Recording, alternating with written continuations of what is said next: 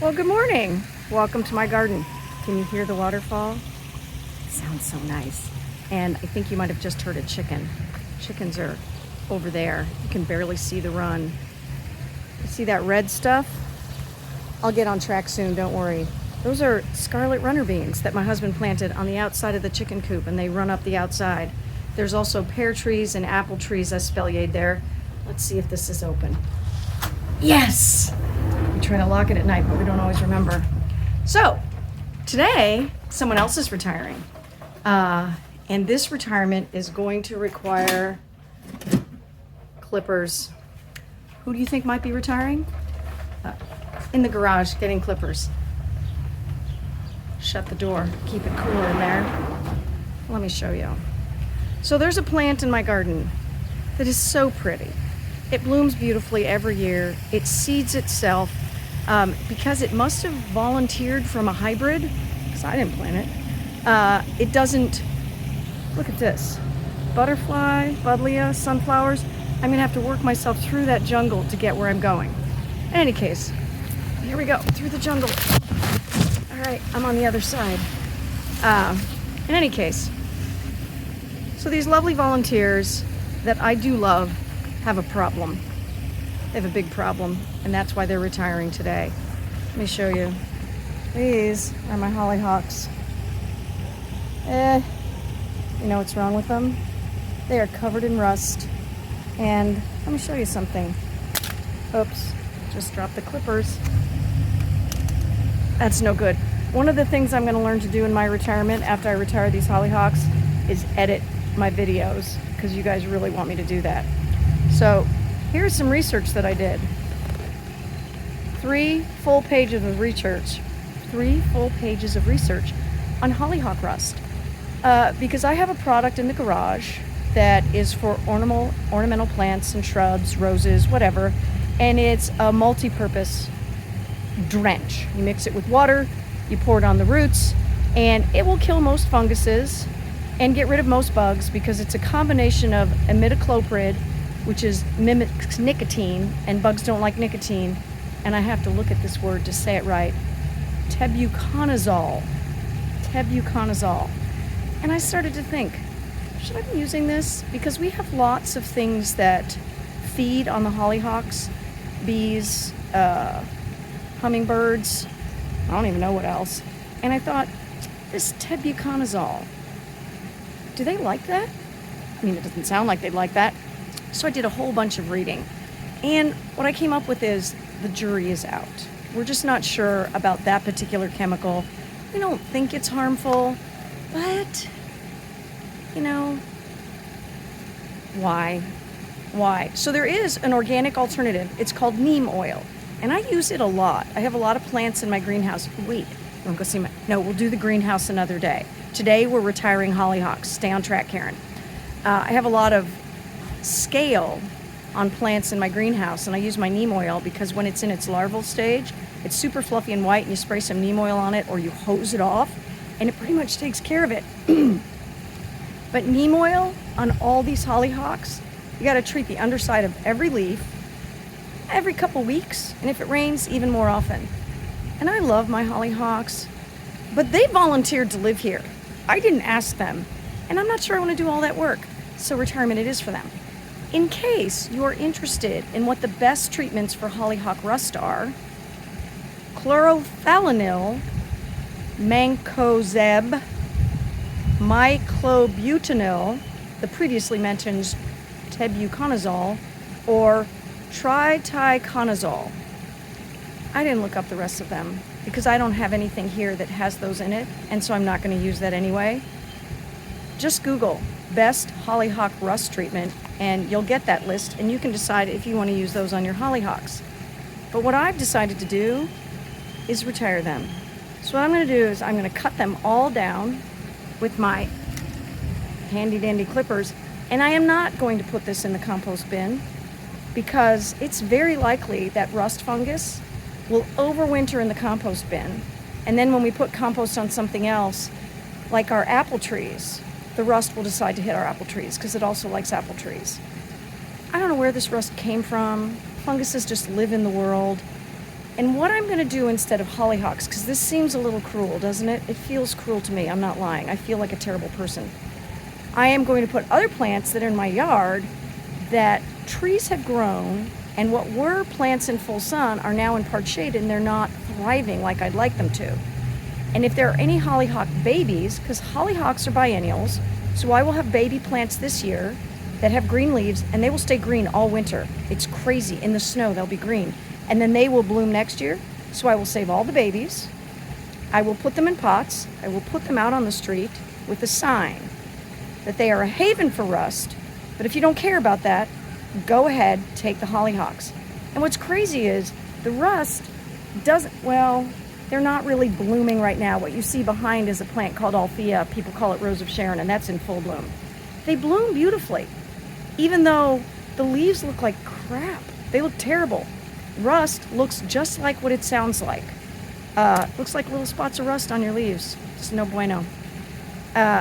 So today, hollyhocks are retiring. I am not going to make you watch me cut all of these down, drag them to the trash can, and snip them into little pieces so they fit in the trash can. But I can show you. Let's go back through the sunflower, buddleia jungle. Here we go. Back through the, oh, there's the jungle. Okay, there we go. I can show you what I'm going to put here instead. I have a clematis and an echinacea. I don't know if there's a common name for clematis. Some people say it clematis, some people say it clematis. And as we walk through here, you can see a couple years ago, I planted this little side garden, and it's gotten huge and tall. There's Monardia, which also likes to get a fungus called powdery mildew, but I don't worry about it. The bees love the Monardia, so I don't want to put anything on them that the bees might not like. And then there's some dill.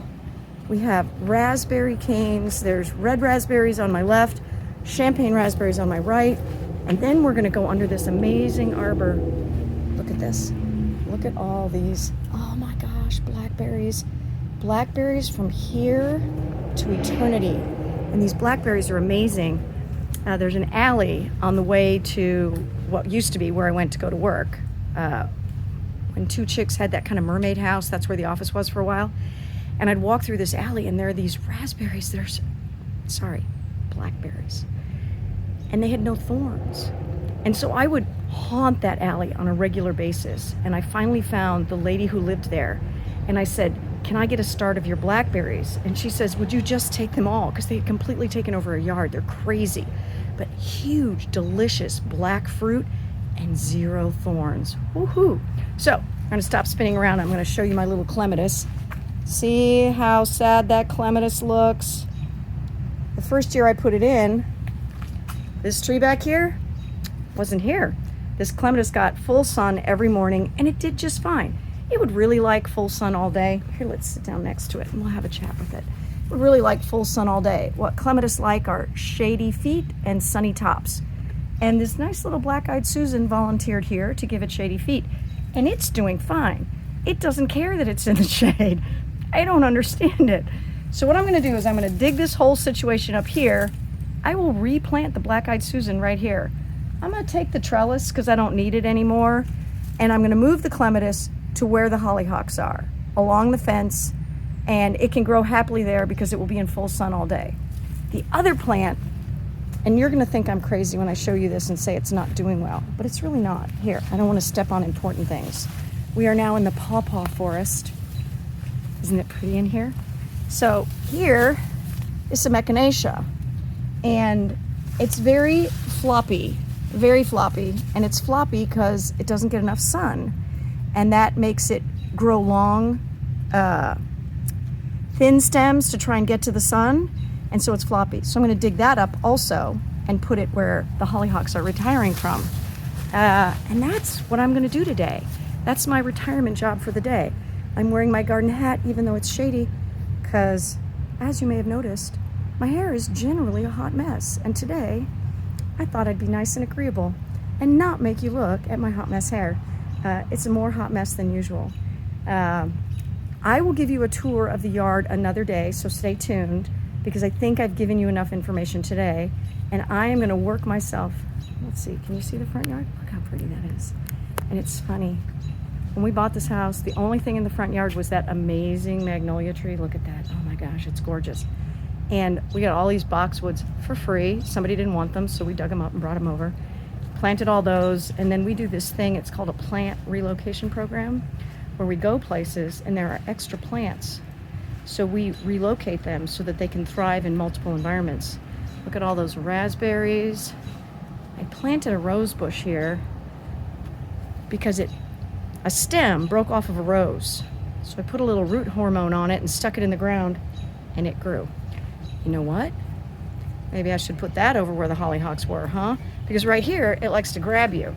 But that's a decision for another day.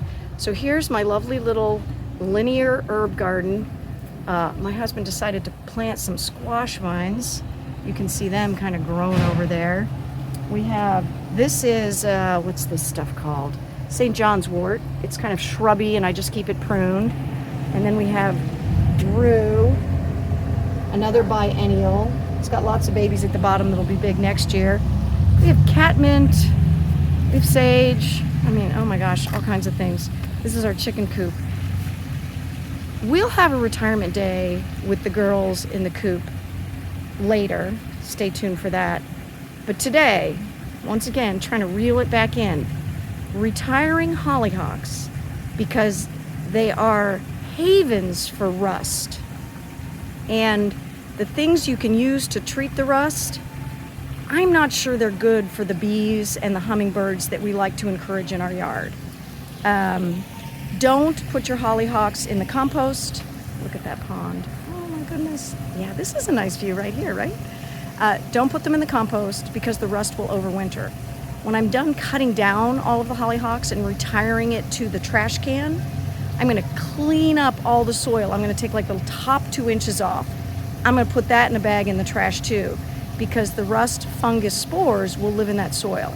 I'll get some nice fresh topsoil, and then I'll put my echinacea and my clematis there, and maybe we'll come back on another day and we'll show you how retirement went for the hollyhocks.